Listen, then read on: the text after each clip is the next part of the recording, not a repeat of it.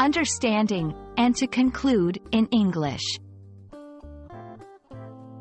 Hello everyone, and welcome to our English language learning series.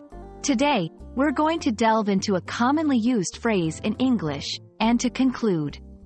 This phrase is vital in both written and spoken English, especially in formal settings.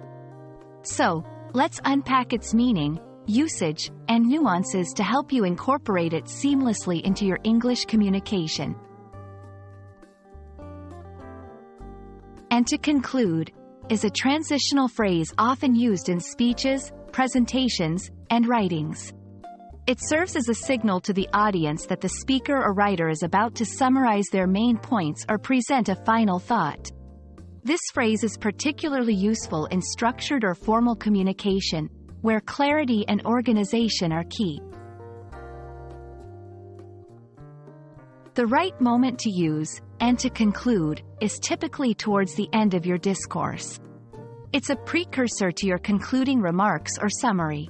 When using this phrase, ensure that what follows is a concise recap of your main ideas or a final, impactful statement. This helps in reinforcing the key messages you've conveyed. To help you better understand, let's look at some examples. 1. In a presentation, and to conclude, the strategies we've discussed today will significantly enhance our team's efficiency. 2. In an essay, and to conclude, these findings challenge the traditional viewpoints and open new avenues for research. 3. In a speech, and to conclude, I urge each one of you to consider the impact of your choices on our environment. That's all for today's lesson on the phrase, and to conclude.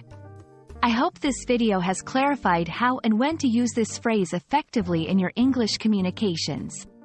Remember, it's all about signaling the end of your discourse and leaving your audience with a clear summary or a powerful final thought. Keep practicing, and you'll master the art of effective communication in no time. Thank you for watching, and see you in our next video.